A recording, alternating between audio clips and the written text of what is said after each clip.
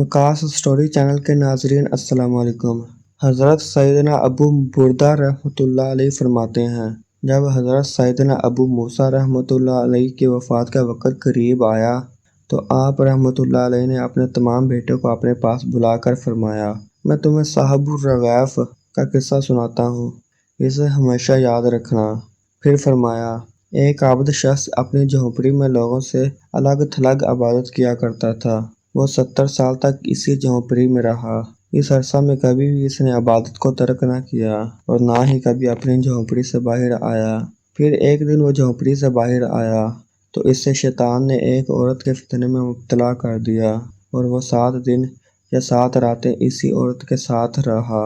7 دن کے بعد جب اس کی آنکھوں سے غفلت کا پردہ ہٹا تو وہ اپنی اس حرکت پر بہت نادم ہوا اور اللہ تعالیٰ کی بارگاہ میں توبہ کی اور وہاں سے رخصت ہو گیا۔ وہ اپنے اس فعل پر بہت نادم تھا۔ اب اس کی یہ حالت تھی کہ ہر قدم پر نماز پڑھتا اور توبہ کرتا۔ پھر ایک رات وہ ایسی جگہ پہنچا جہاں 12 مسکین رہتے تھے۔ وہ بہت زیادہ تھکا ہوا تھا۔ تھکاوٹ کی وجہ سے وہ ان مسکینوں کے قریب گر پڑا۔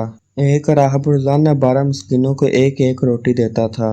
جب وہ راہب آیا تو اس نے روٹی دینا شروع کی اور اس عابد کو بھی مسکین سمجھ کر ایک روٹی دے دی اور ان 12 مسکینوں میں سے ایک کو روٹی نہ ملی تو اس نے راہب سے کہا، آج آپ نے مجھے روٹی کیوں نہیں دی؟ راہب نے جب یہ سنا تو کہا، میں تو 12 کی 12 روٹیاں تقسیم کر چکا ہوں۔ پھر اس نے مسکینوں سے مخاطب ہو کر کہا، کیا تم میں سے کسی کو 2 روٹیاں ملی ہیں؟ سب نے کہا، نہیں، ہمیں تو صرف ایک ہی ملی ہے۔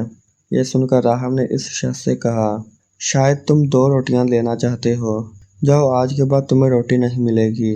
جب اس عابد نے یہ سنا تو اسے اس مسکین پر بڑا ترس آیا، چنانچہ اس نے وہ روٹی مسکین کو دے دی اور خود بھوکا رہا اور اسی بھوک کی حالت میں اس کا انتقال ہو گیا۔